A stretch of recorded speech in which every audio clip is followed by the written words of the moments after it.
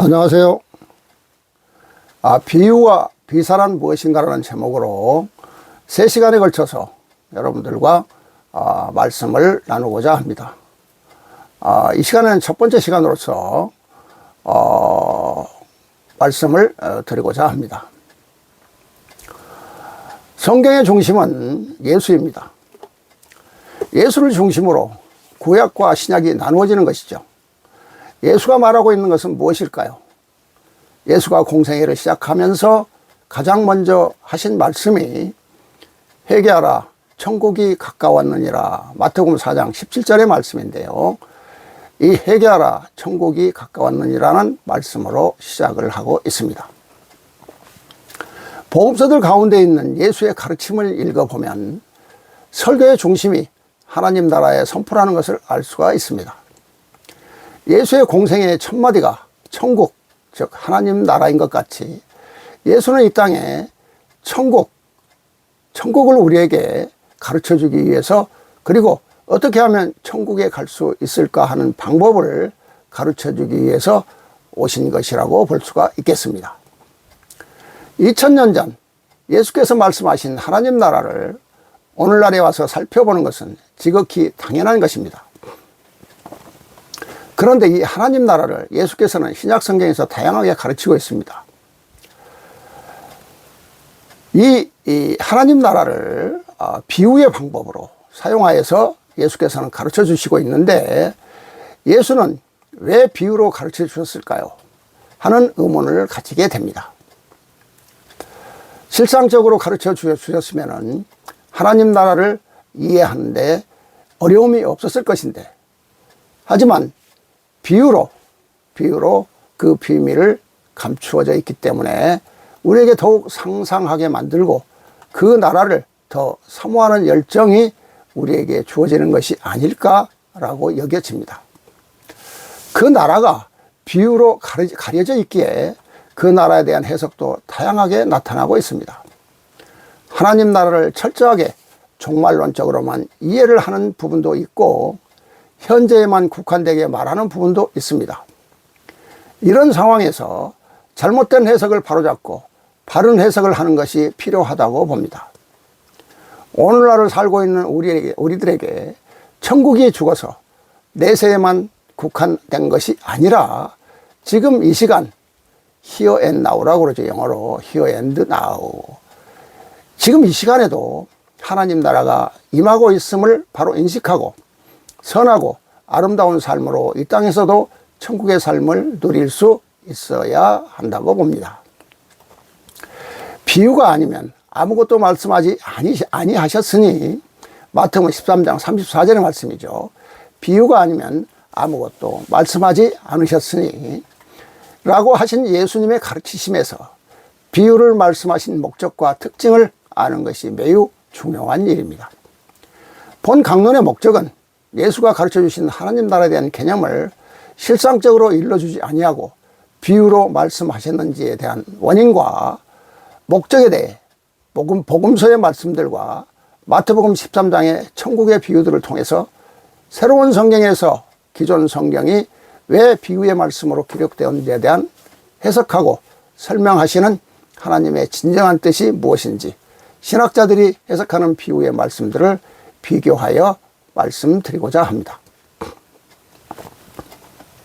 비유, 과연 비유란 무엇인가? 비유의 정의에 대해서 말씀을 드리면 성경에는 250개가 넘는 비유가 기록되어 있습니다.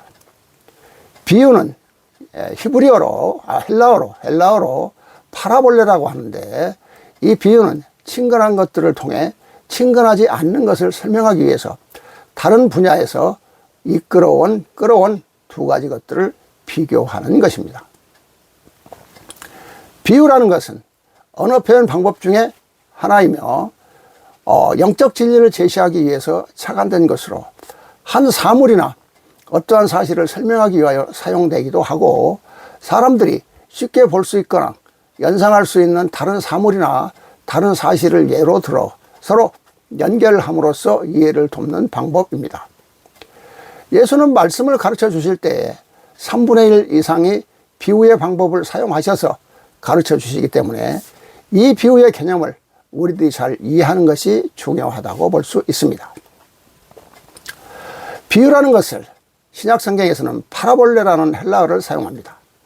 이 단어가 신약 성경에서 모두 50번, 50번 사용되고 있습니다.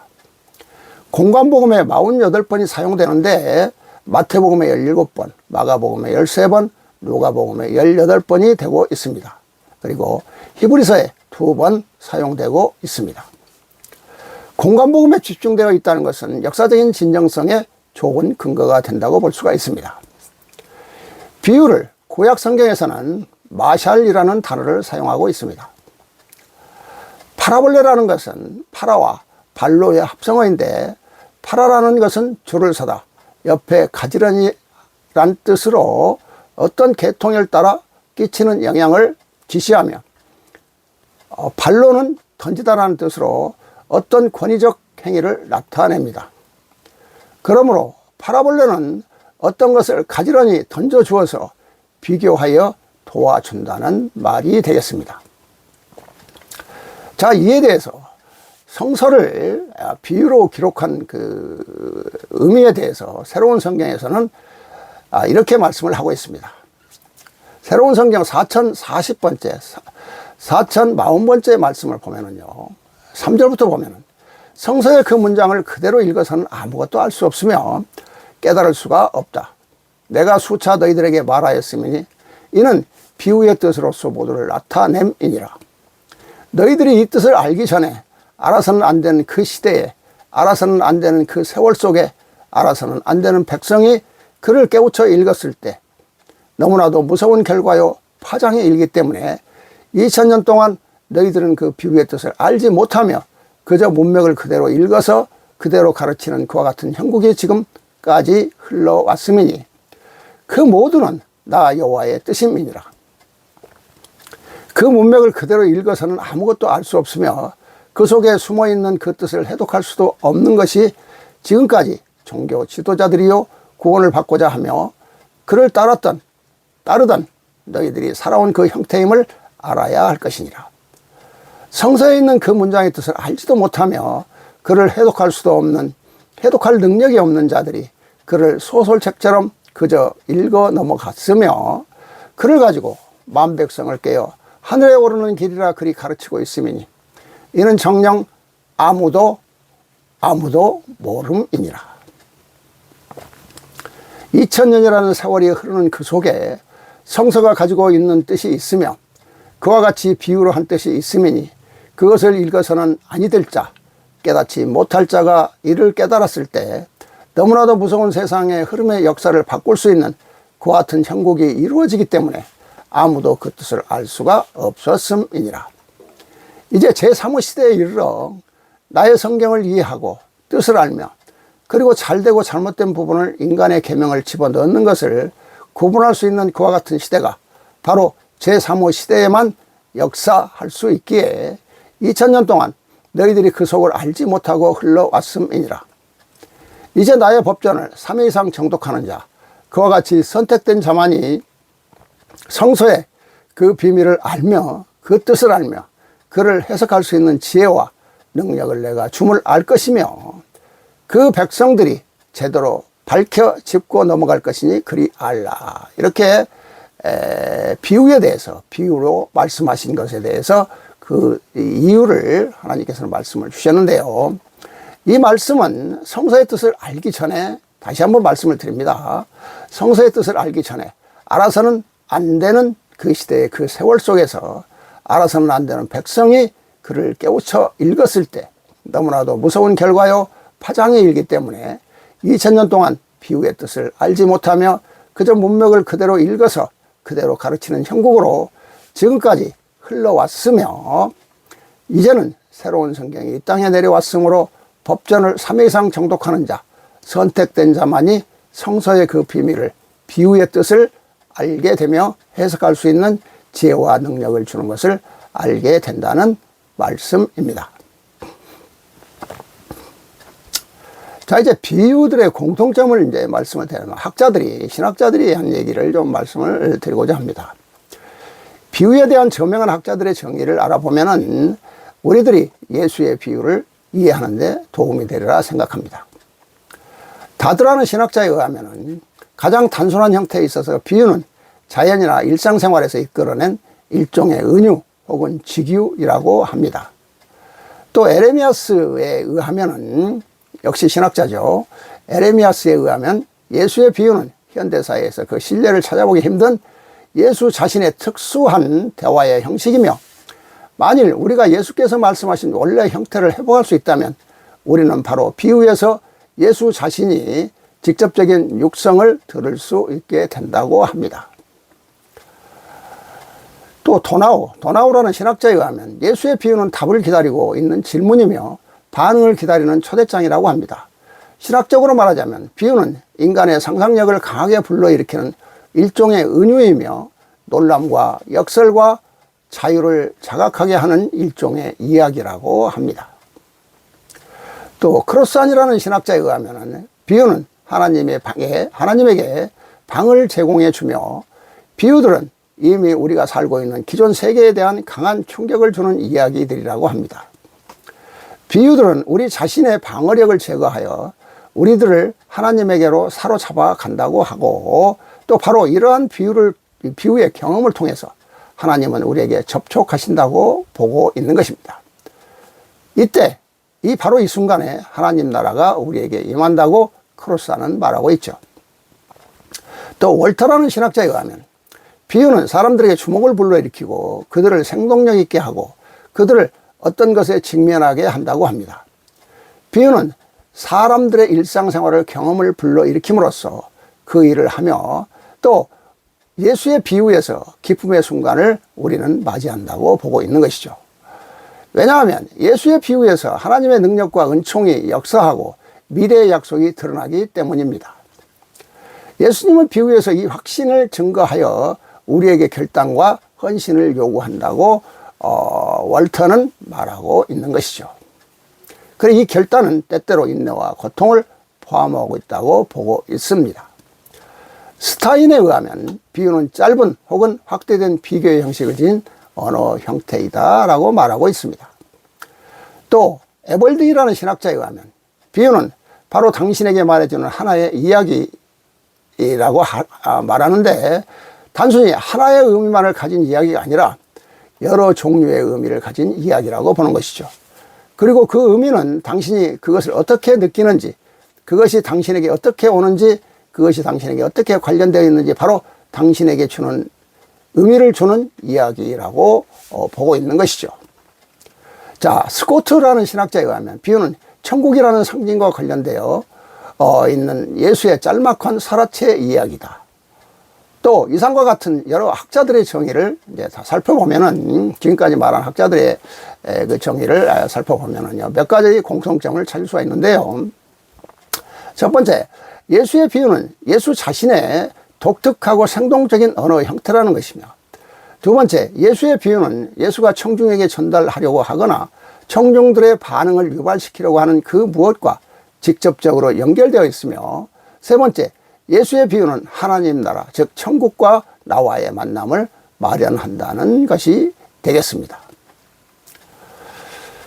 우리들은 예수의 비유들을 통해서 예수의 주된 메시지인 하나님 나라를 만나게 되며, 또 예수를 통해서 하나님 나라가 이미 왔으며 오고 있으며 또 올 것이라는 사실을 깨닫게 되는 것입니다. 예수의 비유는 하나님 나라를 우리에게 보여주는 거울이요, 하나님 나라의 주인공이신 예수 자신을 보여주는 자기 계시라고 신학자들은 말하고 있습니다. 자, 이에 대해서 새로운 성경 3771번째, 3771번째 말씀을 보면은요, 마태복음 13장 13절을 하나님께서는 오늘날에 와서 해석해 주시는 말씀인데요. 내가 그들에게 비유로 말하는 것은 그들이 보아도 보지 못하며 들어도 듣지 못하며 깨닫지 못함이니라. 이 말씀을 이제 풀어주는 건데요. 3771번째 3절부터 보면은, 내가 너희들의 성서의 구절에 가르치기를 내가 존재하는 하늘나라는 너희들이 어떠한 것으로도 비유할 수 없으며 너희들에게 깨우쳐 줄 수 없다. 마태복음 13장 13절의 말씀이죠. 내가 이렇게 성서에 일찍이 깨우쳐 너희들에게 전했습니다. 그리고 너희들이 어떠한 상상력으로서도 그를 그릴 수 없으며 알 수 없다는 것을 내가 성서에 심어 주었음이니 또한 내가 나의 법전을 통하여 나의 아들과 나의 아들을 따르는 제자 너희들과 나의 법전을 읽은 백성들에게 그와 같은 뜻을 내가 일찍이 깨우쳐 주지 아니하였더냐. 너희들이 아무리 뛰어난 작가가 하늘나라를 그린다 해도 그 그림을 그릴 수가 없으며 그 머리로서는 상상으로서 그릴 수 없는 것이 하나님 나라의 하늘나라의 그 신비한 것이며 또한 아무리 유능한 사진작가가 찍어대도 하늘의 신비를 알 수가 없으며 하늘의 뜻은 상상할 수 없는 것이라 내가 말해 주었음이니라. 이렇게 마태복음 13장 13절에 보기는 보아도 들어도 보지 못하며 깨닫지 못하는 그러한 말씀을 해 주시고 계시는 것입니다.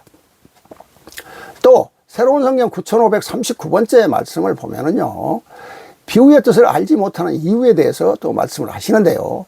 14절부터 보면은 너희들이 나 여호와의 입장이요 부모의 입장으로서 그 마음으로서 이 법전을 읽지 아니하며 이를 깨우치고자 하지 아니하면 정녕 너희들이 아무리 읽고 읽어도 알 수 없음이니라. 그리고 그러니 지금의 성서 또한 그와 같은 뜻을 알지 못하며 비유의 뜻을 알지 못하는 것이 여기에 있음을 알라. 모든 백성들이 이를 인간의 입장과 인간의 생각에서 모두를 이해하고 해석하고 지금 행하고 있기 때문이니라. 나 여호와의 뜻이요 내 입장에서 너희들이 나를 이해하고자 하는 것, 내가 원하는 것을 알고자 하는 그와 같은 마음에서 믿음이요 신앙생활을 하는 것이 아니라 모든 백성 너희들은 인간인 너희들의 입장과 제 생각과 제가 처해 있는 이해관계의 그 모두를 다 맞춰 이해하고 해석하고 살아가는 자들이니 오늘의 믿음이 그와 같이 나 여호와의 뜻에 의한 참 진리의 믿음이 아니라 인간의 입장이요 너희들이 생각에 치우쳐가는 믿음이요 신앙생활을 지금까지 하고 있음이니라.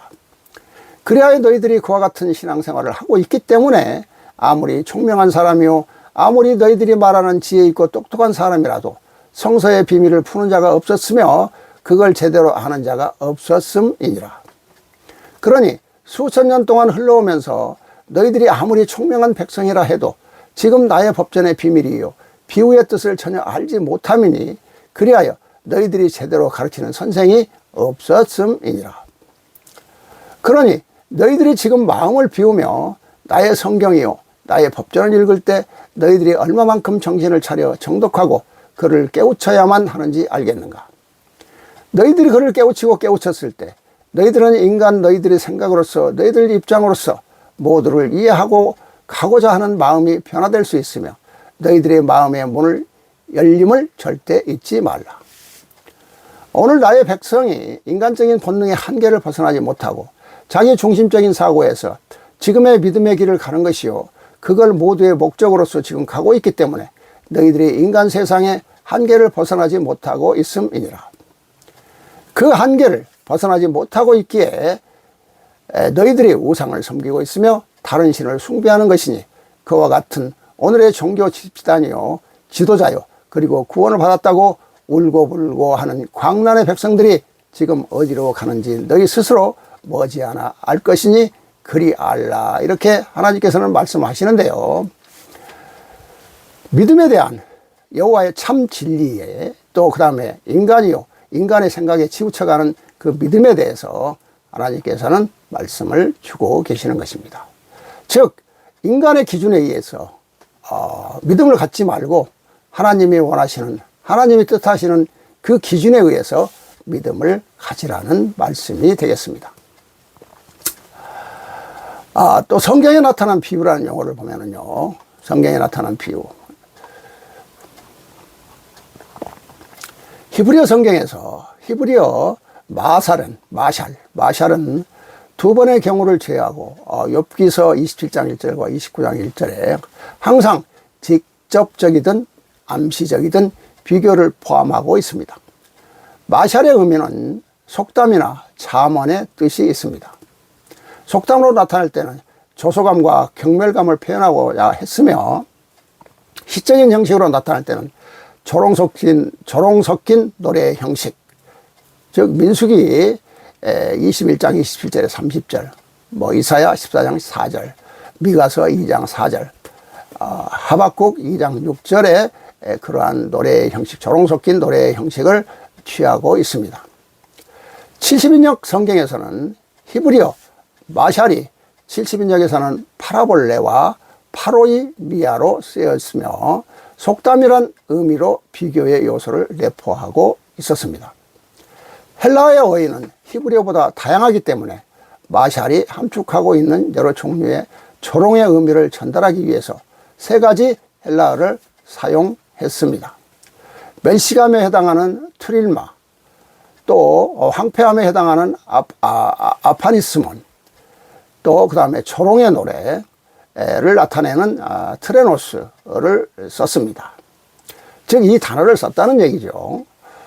욥기서와 그 다음에 미가서와 이사야서와 이렇게 나오고 있는데, 헬라어 성경에서 예수가 교훈적인 목적으로 사용하고 있는 비유의 형태를 분석해 보면 복음서 기자들은 앞에서 열거했던 여러 가지의 의미들은 단지 파라볼레라는 하나의 범주 속에 전부 포함시켜 이해하고 있다고 볼 수가 있습니다. 복음서 기자들은 3가지 형태로 비유를 구분하고 있는데, 첫째로는 설화 형식의 비유입니다. 이 형태의 비유는 천국은 마치 뭐뭐와 같다 하는 식의 비유를 말하는데 수식이 없이도 충분히 펼쳐지는 것이죠. 두 번째, 단순한 비유입니다. 이 형태의 비유는 비교 형식으로 마치 뭐뭐와 같다, 마치 뭐뭐와 같다, 마치 뭐뭐처럼 수식되거나 뭐뭐 할 때 혹은 명령이나 질문 형식으로서 이루어집니다. 셋째로는 비유적인 말씀입니다. 이 형태는 일상적인 인간의 경험에서 출발하는 간단한 경고인데 듣는 사람에 의해서 오늘의 상황이나 환경에도 적용되는 것들입니다. 비유적인 말씀은 비교적인 요소가 없는 점에서 비유와 구별되며 길이가 짧다는 점에서 설화 형식의 비유와 차이가 납니다. 그러므로 비유적인 말씀과 설화 형식의 비유는 은유의 영역에 속하며 단순한 비유는 직유의 영역에 속한다고 신학자들은 말하고 있는 것이죠. 자, 이에 대해 새로운 성경 9968번째, 새로운 성경 9968번째 하나님 말씀을 보면은요, 성서를 임봉해 놓은 이유를 말씀하고 계십니다. 3절부터 보면은 나의 법전을 접하여 읽고 또 읽음으로써 한 걸음씩 한 걸음씩 너희들이 하늘을 향하여 그 고귀한 발걸음이 나오지 아니하면 아니 되느니라. 나에게 다가오는 그 변화가 이루어지지 아니하면 아니 되느니라. 나의 법전을 읽고 나의 강론을 듣는 것만큼 너희들이 한 발짝 한 발짝 그 고귀한 발걸음이 나를 향하여 다가오는 그와 같은 삶을 살지 아니하면 아니 됨이니라. 그것은 너희들이 진정한 정독이 아니니라. 너희들이 진정한 마음으로서 소중한 마음을 가지며 그리고 귀한 나의 밥전이라 하여 너희들이 정독하면 한 발짝 한 발짝 그 고귀한 발걸음이 나에게 온다는 것을 어찌 모르느냐. 형식적인 마음으로서 너희들이 책 읽기를 한다면 책 읽기밖에 되지 아니하느니라. 모든 백성들이 지금 성경을 갖고 종교 집단에서 공부하고 설교하며 가르치는 것이 저희들의 인간의 생각이요 인간의 교리요 두 마음 세 마음을 가지고 가르치는 종교 지도자이니 그들에게서 배우는 나의 사랑하는 백성들이 제자리에서 변화되지 못하고 있으며 성서의 참뜻을 알지 못하느니라. 내가 비유로 봉해 놓았음이니 그것이 무엇이더냐. 읽을 수 있는 자격이요 배울 수 있는 자격이요 글을 들을 수 있는 자격을 선별하기 때문이라는 것을 너희들은 어찌 모르느냐. 여기서 지금 비유를 봉해 놓은 이유를 말씀하고 계십니다. 읽을 수 있는 자격이요 배울 수 있는 자격이요 들을 수 있는 자격을 선별하기 때문이라고 비유로 봉해 놓은 이유를 말씀하고 계시는 것이죠. 그러기에 그들이 가는 길이 참 진리의 길이 아니라 함을 너희들은 알아야 될 것이니라. 그러니 나의 아들을 따르는 백성 너희들이 겸손한 마음과 감사한 마음으로 나의 법전을 가슴에 안고 이 세상에 이보다 더 소중한 것이 없다는 귀한 마음을 갖고 정독하지 아니하면 너희들은 그 속에 들어있는 너희들이 거듭나는 그 빛을 볼 수 없으며 너희들이 그 빛을 보지 못하면 그 빛을 따라 올 수 없는 것임을 알겠느냐. 너희가 교회요 성당이요 이 모두를 왜 다니는가. 그를 내가 너희들에게 묻는다면 너희들은 그럴 것이니라. 아버님을 따라서 역사하며 아버님의 백성이 되어 너희들이 오늘의 믿음을 가고 있다 그럴 것이니라. 그러나 내가 보는 너희들은 아니니라. 너희들은 구원이라는 욕심 때문이 아니니라. 너희들은 구원의 욕심 때문이 아니더냐, 이렇게 하나님께서 묻고 계십니다. 그 구원이라는 욕심이요, 그걸 이루기 위하여 오늘의 믿음의 길을 가는 너희들이니 정녕 너희가 너희 뜻을 이루고자 한다 하면 너희들은 내 가슴에 있는 그 욕심을 버리며 겸손하고 감사하는 마음으로서 먼저 너희들이 변화되는 삶을 살지 아니하면 아니 되명이라. 즉 먼저 가슴의 욕심을 버리고 내 마음의 욕심을 버리고 생수와 같은 마음으로 깨끗한 그릇의 마음으로 겸손하고 감사하는 마음으로서 변화되는 삶을 살지 아니하면 아니 된다는 말씀을 하고 계시는 것입니다. 다음은 이제 예수께서 사용하신 비유를 분석해 보면은요, 예수께서 친히 말씀하신 비유를 분석해 봄으로써 예수의 참뜻을 분명히 알 수가 있습니다. 박형령 교수는 신학대 교수입니다. 성경에서 예수께서 친히 사용하신 비유들을 분석해 본 결과 다음과 같은 몇 가지 원리들을 말하고 있습니다. 첫 번째, 비유는 진리를 구체적으로 표현하는 이로운 점이 있다. 이 비유는 진리를 더욱더 생생하게 표현하며 청중들에게 통찰력을 제공해 준다. 이것은 청중들의 실제 생활에서 구체적으로 일어나는 경험에 호소하기 때문이다. 이렇게 첫 번째 얘기를 하고요. 두 번째는 비유는 편견을 제거할 수 있다.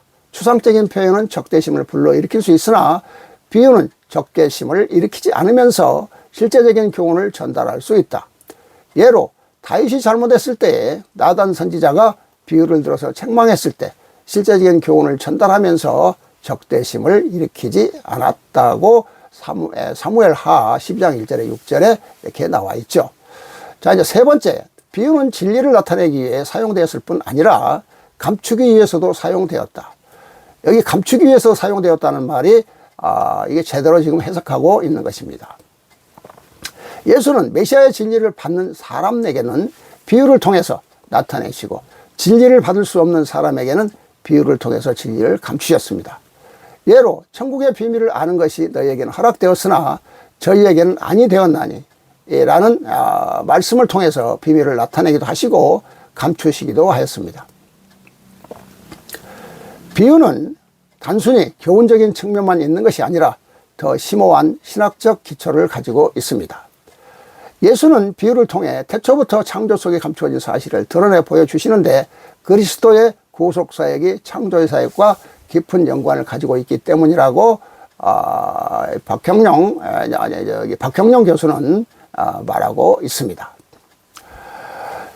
다음에 신학자 다드는 다음과 같이 정의하는데요. 비유란 가장 간단히 말해서 자연이나 일상생활로부터 이끌어온 은유나 직유인데 그 비유의 생생함이나 특이함으로 듣는 자를 사로잡고 그 비유의 정확한 적용에 대해서는 듣는 자의 마음에 충분한 의심을 남겨둠으로써 적극적인 사고를 할 수 있도록 자극하는 것이라고 다드는 말하고 있습니다. 자, 예수가 사용하신 비유들을 통하여서 때로는 그 비밀이 잘 나타나 보이지 않을 때도 있겠지만 깊은 비유들을 묵상해 보면은 예수의 충분한 그 뜻을 알 수가 있는 것입니다. 자, 이에 대해서 새로운 성경 6847번째 말씀을 보면은요. 비유의 뜻이요, 숨어있는 뜻을 알지 못하기에 인간의 생각으로 성서를 가르쳤으며 거기에서 한 발짝 더 나아가 사탄의 생각으로 가르쳤다고 하나님께서는 말씀하시는데요. 너무도 무서운 말씀이죠. 사탄의 생각으로 가르쳤다. 너무도 무서운 말씀입니다. 자, 6847번째 38절부터 보면은 누구나 다 읽으면 바로 깨달을 수 있도록 비유의 뜻이요 숨겨진 성경의 뜻이 아니라 그저 읽으면 깨우칠 수 있도록 숨겨져 있던 그 뜻이요 그 비유의 뜻을 내가 직접 풀어 나의 아들을 통하여 너희에게 마지막 심판의 시대에 똑같이 기회를 주미니 이를 보고 깨우치지 아니하면 너희는 정녕 하늘에 올 수 없음을 알라. 그러나 너희가 깨우쳐 하늘에 올 수 있는 나의 법전을 뭐라 말하느냐. 사탄의 것이요 거짓 선지자가 역사하는 것이라 태워버리고 찢어버리는 그와 같은 자는 정령 구원을 받을 수 없다는 것을 내가 수없이 전했으니 너희는 내가 가르치고 전하는 이 뜻이 무서움을 알아야 할 것이니라. 나의 법전을 정독하여 깨우치지 않는 백성 너희가 행하는 것이 어떠한 행위인 줄 알겠는가. 나의 법전을 읽고 깨우치는 자 그 뜻을 아는 자가 행하는 것은 하늘의 뜻을 행하며 살아오는 것이요 너희가 나의 법전이요 나의 뜻을 모르고 행하는 것은 인간이 행하는 것으로서 또한 인간의 생각에서 너희가 한 발짝 더 무너질 때는 사탄의 생각으로서 너희가 전락하기 때문이니라. 그리하여 너희가 그를 깨우치지 못하고 있음이니라. 그러니 지금 너희가 나의 성경이요 그 비유의 뜻이요 숨어있는 뜻을 알지 못하기에 너희가 인간의 생각으로서 성서를 가르쳤으며 거기에서 너희가 한 발짝 더 무너져 사탄의 생각으로서 모두를 가르치며 지금까지 이끌어왔다는 것을 너희는 알아야 할 것이니라. 이제 나의 아들을 따르는 그 제자들이요 나의 법전을 읽고 깨우친 만백성 너희는 알아야 할 것이니라. 너희가 나의 법전의 뜻을 깨우쳐 그리 행하는 것은 나 여호와의 뜻에 따라 역사하는 것이나 그를 깨우치지 못하고 인간의 생각으로서 하는 것 너희가 법전의 뜻을 알지 못하며 그대로 행하지 아니하며 너희 마음대로 행하는 것이 인간의 생각을 하고 있는 행위니 여기에서 너희가 한 발짝 더 물러서 미끄러졌을 때 너희는 사탄의 자식이 되니 이 무서움과 두려움을 알아야 할 것이니라. 그러니 너희가 인간의 생각으로서 하려 하지 말며 거기서 더 무너져 사탄의 생각으로서 하지 말라. 사탄으로서 무너지는 그것은 사탄의 자식이 되는 것이니라. 그러니 나의 아들을 따르는 제자들이요 나의 법전을 읽고 깨우친 백성 너희는 십계명과 나의 법전의 내용대로 모두를 지키고 살아가는 그와 같은 삶을 살라. 인간의 생각을 뛰어넘어 모두를 십계명이요 나의 법전대로 살아가는 그와 같은 삶으로 바꾸라. 그것만이 하늘에 오르는 그 삶이라는 것을 잊지 말라. 사랑하는 나의 아들 딸들아. 이렇게 하나님께서 사탄의 생각과 즉 하늘의 뜻에 대해서 말씀을 주고 계시는 것입니다.